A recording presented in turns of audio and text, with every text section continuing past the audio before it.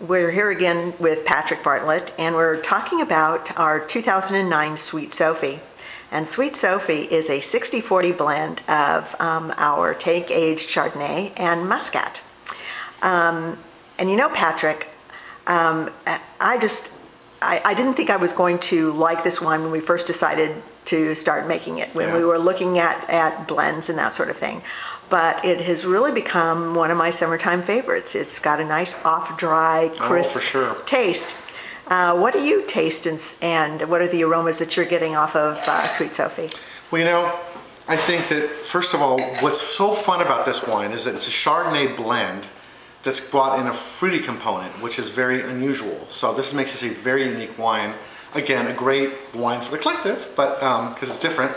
But it's that Muscat Canelli that's bringing in the aromatics, because, you know, Chardonnay is like the chameleon of all white grapes. It can be vinified or made into wine in so many different ways. It's so friendly to different techniques.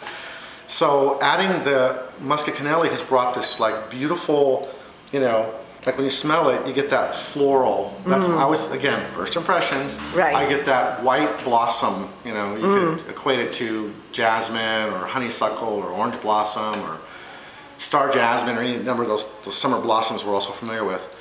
But then when you taste it, it's like somehow that combination has taken out the classic green apple and pineapple things that you get with Chardonnay, and it's brought in peaches and the two things, and these are on the back label too, so it's always fun to concur with the winemaker. But peaches come out front, and then apricot, dried apricot in the finish. Yeah, I really get the peach too. Yeah, and the dried apricot is fun if you just kind of let it sit there and linger in your palate for a while. So those of you who watch this video, pay attention to that. See, the peaches come out front, but then it kind of transitions into that dried apricot. Love it. Well, you know, last weekend I was pouring this wine at an art festival locally, and to great success. Everybody loved it, but it was being paired with a kind of a Mexican spicy barbecued chicken. Yeah. And it was a great pairing. So tell me why you think that works. Oh gosh, it's these off-dry wines that aren't cloyingly sweet. They're still bright, they're still fresh. They are almost like you could consider them like a palate cleanser between every bite of that spicy food. That's the best way to describe it. They just work really well at just kind of giving your palate a break.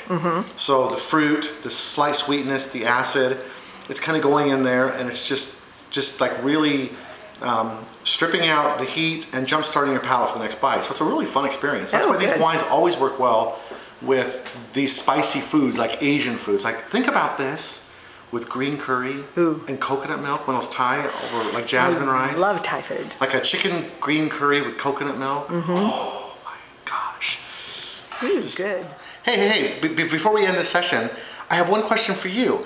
You forgot to tell me why we have named this wine, or you have named this wine, Sweet Sophie. Because I know you have clever name stories for all your wines. Well, Sophie is actually one of our vineyard dogs. It is my mom's Bichon. And her name is Sophie, of course. Yeah. And she is what I would call semi-sweet. But is she florally, or is she more tart? I love it. Well, you know, that's what's fun about your wines, is that you always have these fun names that go along with the wine, and you tend to match the character of the wine, which creates a fun story. That's true. Yep. That's why we love our boutique wineries. See you later. Bye.